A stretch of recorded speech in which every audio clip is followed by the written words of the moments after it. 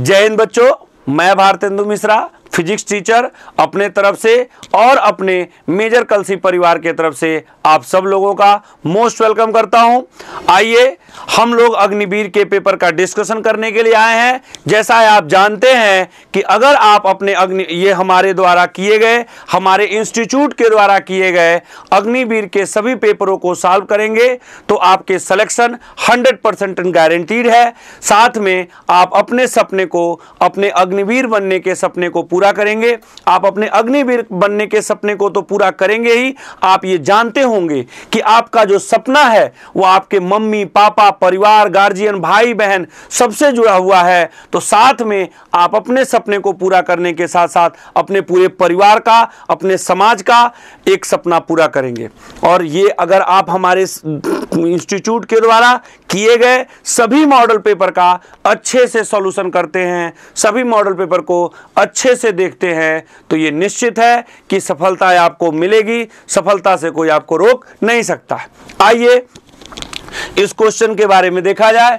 जैसा कि आप देख रहे हैं, ये क्वेश्चन है इकाई की एक प्रणाली में यदि बल को F, त्वरण को A और समय को T के भौतिक राशियों की तरह लिया गया तो ऊर्जा का बीमीय सूत्र होगा। आपको पता होगा, आप जानते हैं कि इस तरह के सवाल को करने के लिए एनर्जी का हमें डायमेंशन फार्मूला चाहिए, एनर्जी का हमें बीमीय सूत्र चाहिए। तो एनर्जी के बीमीय सूत्र को जानने के लिए अगर हम लोग बात करें तो क्या करेंगे, ध्यान से समझिएगा। ये एनर्जी जो है हम लिखते हैं बराबर C F पे पावर A लिखेंगे, उसके बाद त्वरण A है, A पे पावर हम B लिखेंगे और समय T है, T पे पावर C करेंगे। अगर हम ऐसा करते हैं, करने के बाद इसका डायमेंशन फार्मूला लिखेंगे, इसका लिखेंगे, इसका लिखेंगे, सभी के डायमेंशन फार्मूला को लिखने के बाद इस एनर्जी का डायमेंशन फार्मूला लिखेंगे। इसका कोई डायमेंशन फार्मूला होगा नहीं, तो अगर हम इसको लिख देते हैं तो लिखने के बाद हमारा जो आंसर आता है वो इसका आंसर B होगा, जो कि FAT² होता है। इसका आंसर जो आएगा वो B आएगा, जो कि FAT² होगा। आइए दूसरे सवाल पे चलते हैं। दूसरे क्वेश्चन को हम लोग देखते हैं और समझने का प्रयास करते हैं। ये दूसरा क्वेश्चन है, कहा जा रहा है, दूसरे क्वेश्चन में आपसे बोला जा रहा है कि एक वस्तु विराम से गति प्रारंभ करती है, कुल 15 सेकंड तक नियत त्वरण से गति कर रही है। 15 सेकंड तक ये वस्तु नियत त्वरण से गति कर रही है, विराम से चल रही है। इसका मतलब ये जो वस्तु अगर विराम से चल रही होगी तो इसके लिए u का मान जो होगा, इसके लिए जो u का मान होगा, ध्यान दीजिए, ये अगर एक वस्तु विराम से, दूसरे सवाल की तरफ चल रहे हैं, एक वस्तु विराम से गति प्रारंभ कर रही है 15 सेकंड में, तो अगर विराम से चल रही है इसका मतलब इसका जो मान है वो u, इनिशियल वेलोसिटी इसकी u जो है वो 0 है। टोटल टाइम ऑफ जर्नी जो इसका दिया है, टोटल टाइम ऑफ जर्नी जो है वो आपका 15 सेकंड दिया है। कहा जा रहा है कि 5 सेकंड में चली गई दूरी S1 है, अगले 5 सेकंड में चली गई दूरी S2 है, अगले 5 सेकंड में चली गई दूरी S3 है। आप इस क्वेश्चन को सॉल्व करेंगे, इक्वेशन ऑफ मोशन लगाएंगे और बहुत ही आसान सवाल है जैसा कि आप जानते हैं। तो इसका जो आंसर आता है आप देखेंगे, करेंगे तो इसका जो आंसर आपको दिखेगा वो तीसरा आएगा, C ऑप्शन। कौन सा ऑप्शन आएगा? C option. एक मिनट, थोड़ा इसको और ऊपर कर लूं तो C ऑप्शन आपके सामने आएगा, ये वाला, ये जो है आपके सामने जो ऑप्शन है ये आएगा। क्लियर है? ये आप देख सकते हैं, इसका आंसर C है। चलिए आगे बढ़ते हैं। नेक्स्ट, एक ट्रेन है जो कि नियत चाल से चल रही है और ये आपके सामने डिब्बा और बोगी लगा हुआ है। ये बोगी इसका डिब्बा है, ये इसकी बोगी है। कहा जा रहा है कि अचानक अलग कर दिया जाता है, अचानक जब इसको काट के हटा, मतलब अचानक किसी वजह से हट गई है, किसी तरह से हट जाएगा तो जिस वेग से जा रहा था उस वेग से जाएगा। और कहानी क्या बनने वाली है इस केस में? इस केस में क्वेश्चन पूछा जा रहा है डिब्बे द्वारा तथा शेष ट्रेन द्वारा। क्वेश्चन देखिए, डिब्बे द्वारा तथा शेष ट्रेन द्वारा तय की गई दूरियों में संबंध होगा। क्वेश्चन ये है, इसमें आंसर जो आपका होगा, इसमें जो आंसर होगा लिखा, इसमें जो आंसर होगा पहली का दूसरी के आधा होगा। इसमें जो आंसर लिखा है वो पहली का दूसरी से आधा होगा। इसका मतलब समझिए, डिब्बे द्वारा तथा शेष ट्रेन द्वारा। पहली का मतलब यहां पे डिब्बा से है, पहली का मतलब क्या है, डिब्बा से है, और दूसरी का मतलब यहां पे शेष ट्रेन से है, दूसरी का मतलब यहां पे शेष ट्रेन से है। तो याद रखिएगा आज के बाद ये क्वेश्चन कि अगर आप किसी ट्रेन, चलती हुई ट्रेन को दो पार्ट में बांट दें तो डिब्बे की और बोगी की अगर चली गई दूरी की बात करेंगे तो डिब्बे की जो दूरी होती है वो शेष ट्रेन की दूरी से आधी होती है। तो पहली का दूसरे से क्या हो जाएगा, आधी हो जाएगा। ये हो गया हमारा तीसरा सवाल। अब आते हैं चौथे क्वेश्चन पे। चौथे नंबर के सवाल में क्या है, यदि एक सदिश इतना और दूसरा सदिश इतना है पर लंबवत है। दो सदिश अगर लंबवत दिए गए हैं, एक बात ध्यान रखिएगा, दो सदिश अगर लंबवत दिए हैं तो आप पढ़े होंगे कि vector A dot vector B जो होता है वो हमेशा जीरो होता है। दो सदिश अगर लंबवत हैं तो इनका डॉट प्रोडक्ट, इनका जो अदिश गुणन होता है वो हमेशा शून्य होता है, अदिश गुणन हमेशा जीरो होता है। तो अगर इनका अदिश गुणन जीरो हो गया तो इसका इससे डॉट प्रोडक्ट आप निकाल सकते हैं। तो डॉट प्रोडक्ट निकालेंगे आई का, आई के साथ होगा तो 2 और 4 का हो जाएगा। यहां देखिएगा, ध्यान दीजिएगा, यहां आई है और यहां आई है दूसरे नंबर पे। तो हमेशा आप जानते हैं आप डॉट प्रोडक्ट में कि आई को आई के साथ करते हैं, जे को जे के साथ करते हैं, के को के साथ करते हैं। तो इसमें आपके सामने आया, इसका करेंगे आप तो 4 दूनी 8 -8 आएगा। जे का जे के साथ करेंगे तो जे का अगर आप जे के साथ करने जा रहे हैं तो ध्यान दीजिए, जे का जे के साथ करेंगे तो ये 3 है और ये 4 है। तो 3 4 जा कितना हो जाएगा, 12 हो जाएगा, प्लस क्या होगा 12, और साहब ध्यान दे सकते हैं आप, ये 8 है और ये अल्फा है तो ये 8 अल्फा होगा। आप कांड करेंगे थोड़ा तो यहाँ 0 लिखेंगे। अगर आप ऐसा लिखते हैं तो इसको सॉल्व करेंगे तो आपका आंसर जो आएगा ये वाला आ जाएगा। आपका आंसर क्या आ जाएगा, ये वाला आ जाएगा। कहीं भी आप याद रखिएगा, इससे लगे हाथ एक कंसेप्ट जान लीजिए, अगर दो वेक्टर परपेंडिकुलर होंगे तो उनका जो डॉट प्रोडक्ट होता है वो हमेशा 0 होता है, और दो वेक्टर अगर पैरेलल होते हैं, अभी लगे हाथ इस बात के साथ साथ हम आपको एक छोटा सा कंसेप्ट भी बता दें कि अगर एक वेक्टर ए है और अगर एक वेक्टर बी है और ये दोनों पैरेलल हैं, थोड़ा सा आप ये देखिएगा, एक छोटा सा कंसेप्ट हम आपको बता रहे हैं, दो वेक्टर ए और बी है और अगर दोनों एक दूसरे के साथ पैरेलल हैं, क्लियर है। एक कंसेप्ट अलग से, सवाल से इसका लेना देना नहीं, बस एक छोटा सा कंसेप्ट, सवाल आया तो बता दिए। ए और बी है, अगर दोनों पैरेलल हैं और ए बराबर लिखा हुआ है, वेक्टर ए बराबर लिखा है A1 I cap plus A2 J cap plus A3 K cap, और वेक्टर बी जो है वो लिखा है B1 I cap plus B2 J cap plus लिखा है B3 K कैप। तो याद रखिएगा, अगर ए और बी ये दोनों के दोनों पैरेलल हैं तो उस केस में क्या होता है, A1 बाई B1 बराबर A2 बाई B2 बराबर A3 by B3, A3 by B3। ये ध्यान रखिएगा, ये आंसर। एक और बात याद हमेशा रखिएगा, अगर ये दो वेक्टर पैरेलल हो गए, अगर दो वेक्टर पैरेलल हैं तो उनका जो आप देखेंगे तो ये एक इक्वेशन बनता है। अब दो वेक्टर परपेंडिकुलर हैं तो उनका डॉट प्रोडक्ट हमेशा 0 होता है, और दो वेक्टर पैरेलल होंगे तो इसका रेशियो, इसका रेशियो और इसका रेशियो आपस में बराबर हो जाता है।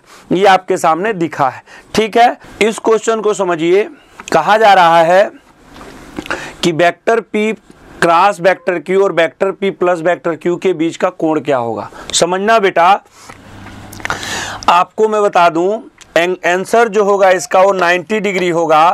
आंसर जो होगा इसका वो 90 डिग्री होगा। क्यों होगा, आप समझ रहे हैं तो ठीक है, नहीं समझ रहे हैं, अगर आप समझ रहे हैं तो अच्छी बात, नहीं समझ रहे हैं तो और भी अच्छी बात। आइए आपको समझा देते हैं। देखिए, ये P क्रॉस Q है, आपने पढ़ा होगा vector P cross vector Q जो होता है वेक्टर C के बराबर होता है, और ये जो वेक्टर C होता है वो P पे परपेंडिकुलर होता है और जो वेक्टर C होता है वो Q पे परपेंडिकुलर होता है। अब ध्यान दीजिएगा, अगर P ऐसे हो और Q ऐसे हो तो आपने पढ़ा है या आप जानते हैं, नहीं जानते जान लीजिए कि पहले वाले वेक्टर के हेड पर दूसरे वाले वेक्टर का टेल रखते हैं और initial tail to final head मिला लेते हैं, तो ये बेटा रिजल्टेंट आता है जो कि आपके vector p plus vector cube आएगा। और आप समझ सकते हैं कि जो ये c वेक्टर है जो p क्रॉस q से मिला है, ये p पे भी परपेंडिकुलर है, b पे भी परपेंडिकुलर है।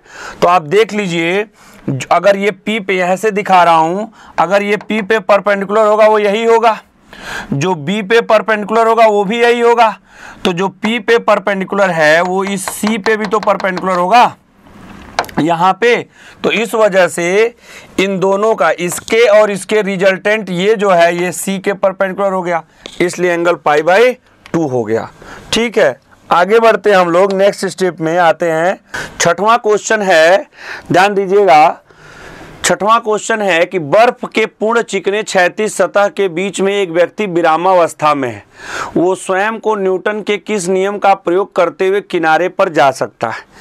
कह रहा है बर्फ का एक चिकना क्षैतिज सतह है, मतलब पूरा मान लीजिए बर्फ से भरा हुआ एक हॉरिजॉन्टल सरफेस है, बीच में वो खड़ा है, बीच में खड़ा है। आप जानते हैं कि वहां पे फ्रिक्शन तो लगने वाला नहीं है, तो फ्रिक्शन तो लगेगा नहीं, एक ही बल होगा जो उसके पास होगा, अपना खुद का जो उस पर लगाएगा। तो आप जब उसको आगे की तरफ वो अगर लगाने का प्रयास करेंगे तो बर्फ पीछे की तरफ खिसकेगा, तो पीछे की तरफ बर्फ खिसकेगा, तो जैसे जैसे वो आगे बढ़ेगा वैसे वैसे वो पीछे खिसकता जाएगा और वो जल्दी से पीछे अपने मतलब लास्ट तक खत चला जाएगा। तो यहाँ पे न्यूटन का जो तीसरा नियम है, इस कंसेप्ट में न्यूटन का जो तीसरा नियम है वो लागू हो रहा है। कौन सा लागू हो रहा है? तो तृतीय नियम लागू हो रहा है, गति का जो तीसरा नियम है वो यहाँ से लागू हो रहा है और उसके वजह से ये बढ़ेगा। तो इस तरह से यहाँ पे न्यूटन के मतलब जो गति का तीसरा नियम है उसके वजह से आगे बढ़ रहा है। तो इस वजह से यहाँ जो ऑप्शन है वो सी वाला सही है। इस 7वें नंबर के सवाल में आपको फोर्स दिया है और इस बार जो फोर्स दिया है ना बेटा ये वेरिएबल फोर्स है। फोर्स क्या दिया है? वेरिएबल फोर्स है। द्रव्यमान का कार्य करने पे इतना तक स्थापित किया जाता है, किया गया कार्य जूल में बताइए। जानते हैं इस मास का यहाँ पे कोई उपयोग नहीं होने वाला है, इस मास का कोई उपयोग नहीं होने वाला है। और आपने वर्क का फार्मूला पढ़ा था, dw बराबर होता है F इंटू डी एक्स। और अगर आप F इंटू डी एक्स पढ़े हैं तो फोर्स आपके सामने दिया है 7 माइनस 2x प्लस 3x का स्क्वायर, और कहाँ से कहाँ तक इंटू क्या हो जाएगा dx। और आपको मैं बताऊं अगर आप w निकालोगे तो आपका ये जो इंटीग्रेट हो जाएगा 7 माइनस 2x प्लस 3x का स्क्वायर और ये हो जाएगा dx।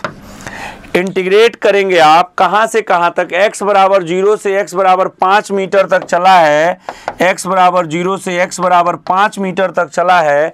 इसको आप इंटीग्रेट करेंगे और इंटीग्रेट करने के बाद जब x का वैल्यू एक बार 5 रखेंगे एक बार 0 रखेंगे तो ये आपके सामने आंसर बन के आएगा और वो आएगा 135। और मुझे उम्मीद है कि इंटीग्रेशन तो आप जान ही रहे होंगे, बस इसको इंटीग्रेट कर लीजिए।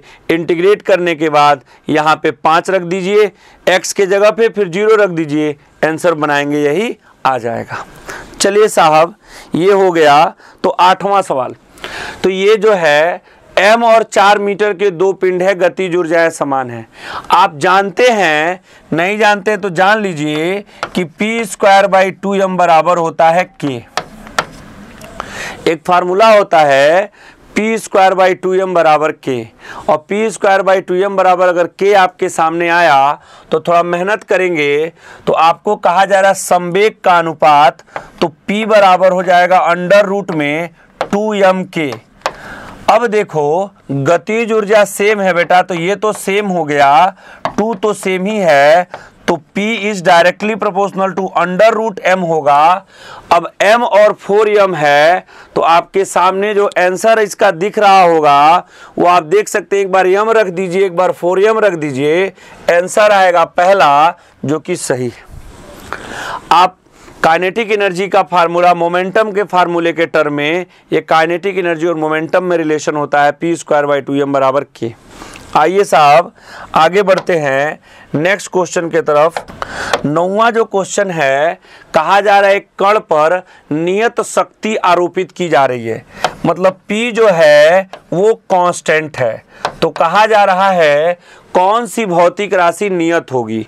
तो देखिए ये P जो है पावर है, और आपकी जानकारी के लिए मैं बता देना चाहता हूं कि rate of change in kinetic energy जो dk/dt होता है ये पावर होता है। dk/dt जो होता है साहब समझिएगा ये पावर होता है, सुनिएगा ये पावर है, और dk/dt जो है पावर होता है जो कि कांस्टेंट है। थोड़ी सी बात समझ लीजिए, जब ये कांस्टेंट है तो इसकी तो कोई बात है नहीं, टाइम है, ये तो बढ़ेगा ही घटेगा नहीं। तो ये जो है कांस्टेंट dk, तो ये dk क्या हो जाएगा, rate of change in kinetic energy जो क्या होगा वो कांस्टेंट होगा। और अगर कांस्टेंट हो गया तो गतिज ऊर्जा, यही जो गतिज ऊर्जा का जो परिवर्तन आपको दिख रहा है, गतिज ऊर्जा के परिवर्तन की दर ये नहीं, सॉरी ये नहीं, आपके सामने गतिज ऊर्जा के परिवर्तन का दर क्या होगा, कांस्टेंट होगा। क्योंकि ये जो dk/dt आपको दिख रहा है, ये dk/dt गतिज ऊर्जा के परिवर्तन के दर को ही पावर कहते हैं। तो ये कांस्टेंट है, तो गतिज ऊर्जा के परिवर्तन का दर क्या हो जाएगा, कांस्टेंट हो जाएगा। क्लियर है हमेशा, क्योंकि ये हमेशा बदलेगा, T तो हमेशा बदलने वाला है, और ये अगर कांस्टेंट है तो ये है, तो गतिज ऊर्जा के परिवर्तन का दर जो होगा, जो दर होगा परिवर्तन का, वो क्या हो जाएगा, कांस्टेंट हो जाएगा। क्लियर है, इस बात को ध्यान रखिए, अगर पावर कांस्टेंट है तो गतिज ऊर्जा के परिवर्तन का दर कांस्टेंट होगा। आइए साहब अगला बात करते हैं नेक्स्ट। ये आपके सामने रहा 10वां क्वेश्चन। ध्रुव ग्रहों की त्रिज्याएं क्रमशः R1 और R2 हैं और इनका घनत्व ρ1 और ρ2 है। इनके सतहों पर गुरुत्वीय त्वरण का मान होगा। बच्चा आपको पता है G बराबर जो फार्मूला होता है वो आपको पता होना चाहिए कि Gm/E/RE का स्क्वायर होता है, और मास जो होता है आपको पता है डेंसिटी बराबर होता है मास/वॉल्यूम। तो मास जो होता है ये बराबर ρ/v हो जाएगा। तो ये 4/3 पाई r का क्यूब, ध्यान से पाई r का क्यूब, 4/3 पाई r का क्यूब और इंटू भी हो गया, इंटू रो हो जाएगा। तो ये रो भी आ गया मास का। अब देखो रेडियस जो है R1 और R2 है, ध्यान से समझिएगा। तो मास ये आ गया, तो इसमें G से मल्टीप्लाई करके R² से डिवाइड कर दें हम लोग, तो देखिए ना G से मल्टीप्लाई करके R² से डिवाइड कर दें तो आपके सामने फार्मूला आएगा G बराबर, ध्यान से समझिएगा, 4/3 पाई R इंटू रो।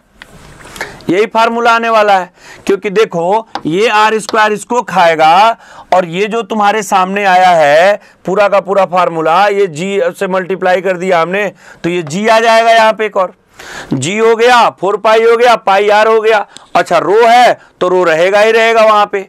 अब रो हो गया तो देखो ना ये तो कांस्टेंट ही है भैया, ये तो कांस्टेंट ही है, ये तो कांस्टेंट ही है, मतलब G जो है directly proportional to rho R है ना। तो कहा जा रहा है कि R1 R2 घनत्व ρ1 ρ2 है, तो आंसर क्या हो जाएगा, R1 ρ1 R2 ρ2। चौथा ऑप्शन आपका सही हो जाएगा डी वाला। चौथा ऑप्शन कौन सा सही होगा, चौथा वाला डी वाला।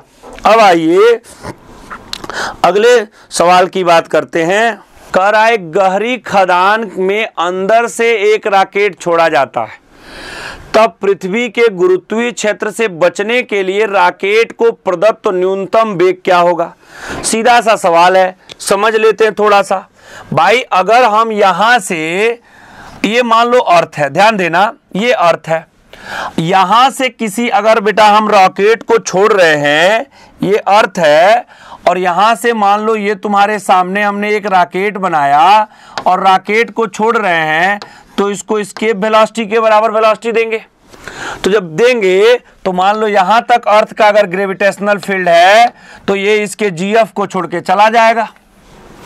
अब कहा जा रहा है कि किसी खादान से कर रहे हैं, तो खादान तो बेटा कहीं अंदर होगा, खादान तो कहीं अंदर होगा, पृथ्वी को खोद के अंदर तक गए हैं, तो अंदर तक गए हैं, तब कहा जा रहा है कि इसको किस वेग से छोड़ा जाए कि वह वेग से कि ये बाहर चला जाए छोड़ के, तो इसको भैया पलायन वेग से थोड़ा ज्यादा जब वेग देंगे तभी तो ये छोड़ के जाएगा, क्योंकि अंदर भी तो चला गया है वो, जी का मान तो कम हो जाएगा, क्योंकि सतह से नीचे आने पे जी का मान कम हो जाता है, ऊपर जाने पे भी कम हो जाता है, सतह पे जी होता है। तो इस तरह से थोड़ा ज्यादा वेग देंगे, मतलब वही कहा गया है यहाँ पे कि पृथ्वी से रॉकेट छोड़ने के पलायन वेग से थोड़ा अधिक वेलोसिटी देंगे, यहां से छोड़ते जिस पलायन वेग से उससे थोड़ा ज्यादा वेलोसिटी देंगे, तब ये गुरुत्वीय छोड़ के चला जाएगा। अब आते हैं हम लोग, ये 11 क्वेश्चन हो गया। अब 12 क्वेश्चन पे चलते हैं। 12वां क्वेश्चन में क्या है सुन लीजिए। यदि किसी पदार्थ के घनत्व को बढ़ा दिया जाए तो यंग प्रत्यास्थता गुणांक का मान होगा। यदि किसी पदार्थ के घनत्व को बढ़ा दिया जाता है तो उसके यंग प्रत्यास्थता गुणांक का मान बढ़ जाता है। क्या हो जाता है? बढ़ जाता है। आप इसको याद रखिएगा कि यदि किसी पदार्थ के घनत्व को बढ़ा दिया जाता है तो उसके यंग प्रत्यास्थता गुणांक का मान बढ़ जाता है। क्लियर है? चलिए 13 क्वेश्चन के बारे में बात करें। एक बेलन में d घनत्व के द्रव को h ऊंचाई तक भरा गया है। ये देखिए एक बेलन है, मान लीजिए आपके सामने हमने एक बेलन बना दिया। कहा जा रहा है कि एक बेलन में d घनत्व का द्रव है, मान लीजिए h ऊंचाई तक भरा हुआ है, इसका घनत्व d है, भरा है। बेलन स्थिर है तो दीवार पर औसत दाब क्या होगा? दीवार पर औसत दाब क्या होगा? तो औसत दाब के बारे में जब बात कर रहा है, वैसे तो हम ऊपर से नीचे आएंगे, नीचे यहां से जो दीवार, ये दीवार है h ऊंचाई पे है, ध्यान से h ऊंचाई पे है, तो जो प्रेशर होता है वो h रो जी होता है। लेकिन एवरेज प्रेशर पूछा है तो इसका प्रेशर जो होगा h/2 dg, d मतलब डेंसिटी हो गया, तो h/2 क्या हो जाएगा? dg हो जाएगा। h/2 क्या हो जाएगा? dg हो जाएगा। तो ये 13वां सवाल का हुआ। 14 नंबर का सवाल देखते हैं हम लोग। 14 नंबर के सवाल में देखते हैं, कहा जा रहा है कि निम्न में से कौन सी बेलनाकार छड़ में से अधिकतम ऊष्मा संचरित होगी जबकि उसके सिरे समान अस्थायी ताप पे रखे गए हैं। तो इस केस में आप याद रखिएगा, जिसका रेडियस ज्यादा होगा, जिसका एरिया ज्यादा होता है उसका ज्यादा होता है, जिसका लेंथ कम होगा उसका कम होता है। तो इस केस में ये जो डी वाला आंसर है, लंबाई 1 मीटर और त्रिज्या 2 मीटर, ये ज्यादा होगा। जिसका रेडियस ज्यादा होता है उसमें ज्यादा होता है। अब आते हैं अगला सवाल, 15वां सवाल। 15 नंबर में एक सरल आवर्त गति कर रहे कण का 3 सेकंड में माध्य स्थिति से विस्थापन √3a गुना है, तो दोलन काल होगा। बेटा जी अगर आपको पता है, यहाँ पे लिखा है x बराबर a sin ω/t होता है, ठीक है। ये देखिए एम्पलीट्यूड आपको पता है, विस्थापन यहां दिया हुआ है √3 गुना हो गया। क्या कह रहा है? 3 सेकंड में माध्य स्थिति मीन पोजीशन से विस्थापन √3/2 है। 3 सेकंड में यहां टाइम रख देंगे आप, यहां पे आप x का वैल्यू रखेंगे, इसको सॉल्व करेंगे तो आपका 18 सेकंड आंसर आएगा। और ये जो आंसर होगा ये आपका पहला 15वां का पहला होगा, और वो क्या हो गया? 18 सेकंड होगा। ठीक है, ये आपके सामने आ गया। 15वां सवाल के बाद 16वां सवाल। 16 नंबर के सवाल पे आइए हम लोग बढ़ते हैं थोड़ा।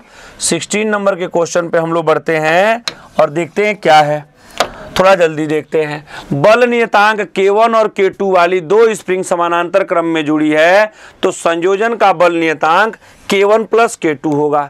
याद रखिएगा, आपने पढ़ा होगा, कैपेसिटर पढ़ा होगा, ये समानांतर क्रम में जुड़ी हैं। समानांतर कैपेसिटर का जो समानांतर का रूल होता है, कैपेसिटर के समानांतर का जो रूल होता है वही क्या होता है, इनका भी होता है। K1 + K2 हो जाएगा। ये हमारा जो रहा आपके लिए। नेक्स्ट 16वां सवाल। 16वां सवाल के बाद अगर हम बढ़ते हैं नेक्स्ट आपके तरफ आएंगे तो 17 नंबर का सवाल है। ध्यान दीजिए, 17 नंबर का सवाल है। क्या है? 17 नंबर का जो क्वेश्चन है, कह रहा है किसी तार के लिए प्रगामी तरंग का समीकरण इतना दिया है, x और y का मान सेंटीमीटर में है, x और y का मान सेंटीमीटर में है। ये सवाल जो है आप इसको ध्यान से समझ लीजिए, y बराबर a साइन ओमेगा टी है, ये लिखा y बराबर a sine pi by 2 8t x by इतना। ठीक है, तो आप जो ये फार्मूला होता है y बराबर a साइन, यहाँ पे पाई बाई 2 लिखा है, साथ में यहाँ ये जो इसको इतना मतलब ये सीधे सीधे आई y बराबर a साइन लिखेंगे आप ओमेगा ए, y बराबर a sine omega T minus x by भी। ठीक है, तो ये आप यूज करेंगे और यहाँ से आप क्या करेंगे, यहाँ से इस इक्वेशन से कंपेयर कर देंगे और कंपेयर करने के बाद से आप इसको सॉल्व करेंगे। इसका जो आंसर आएगा वो डी आएगा, 64 सेंटीमीटर आपका आ जाएगा एक्स दिशा में। आइए साहब आगे बढ़ते हैं, 17 नंबर के बाद 18 नंबर। नेक्स्ट 18 नंबर की बात करेंगे तो क्या होगा सुनिएगा। ये देखिए, त्रिज्या व आवेश का एक गोला त्रिज्या वाले काल्पनिक संकेंद्रित गोले के अंदर स्थित है, काल्पनिक गोले से संबंध फ्लक्स होगा। ध्यान रखिएगा, काल्पनिक गोले से संबंध फ्लक्स जो है, कह रहा है त्रिज्या व आवेश का एक गोला। ठीक है, ये काल्पनिक संकेंद्रित गोले में रखा गया है, मतलब एक sphere of radius r and charge q placed inside the concentric imaginary of 2r। मतलब ये कहा जा रहा है कि 2r के रेडियस में एक छोटा सा r रेडियस का जिसपे चार्ज q है रखा गया है। तो बताइए संबंध फ्लक्स क्या होगा। तो आप जानते हैं charge inside upon epsilon not होता है, ये हो जाएगा आपका अब पहला आंसर जो हो जाएगा। अब आइए पहले आंसर के बाद से 18 के बाद से हम बढ़ते हैं, तो नेक्स्ट आ जाएंगे 19 सवाल में। ध्यान से समझिएगा, 19वें सवाल में कहा जा रहा है कि के की बीमा क्या होगी। देखिए के की बीमा आपसे पूछा गया, तो इलेक्ट्रिक फील्ड बराबर आपने लिखा है के अपान एक्स का क्यूब। के बराबर आप लिख सकते हैं ई इंटू एक्स का क्यूब। ई का आपको पता है कि ई जो होता है वोल्ट पर मीटर होता है, एक्स का आपके सामने क्यू है, लिख लीजिएगा। इसको सॉल्व करेंगे तो सॉल्व करने के बाद आपको जो आंसर मिलेगा वो सी आंसर आएगा, ये आपका आंसर हो जाएगा। इसको कर लीजिएगा क्लियर। अब देखिए 20वां सवाल, इसको थोड़ा हम पढ़ते हुए उठाएंगे। क्या है, पढ़ते हुए उठाएंगे। देखिए चित्र में दिखाए गए परिपथ में 6 ओम में बहने वाली धारा से उत्पन्न ऊष्मा 60 कैलोरी पर सेकंड है। तो देखिए साहब 6 ओम से उत्पन्न धारा, ये 6 ओम है, इससे जो धारा बह रही है वो कितना बह रही है, 60 कैलोरी पर सेकंड से उत्पन्न ऊष्मा 60 कैलोरी प्रति। चित्र में दिखाए गए प्रतिपथ में 6 ओम में बहने वाली धारा से उत्पन्न ऊष्मा 60 कैलोरी पर सेकंड है, उत्पन्न ऊष्मा 60 कैलोरी पर सेकंड है। तो कहा जा रहा है 3 ओम प्रतिरोध में प्रति सेकंड बहने वाली ऊष्मा क्या होगी।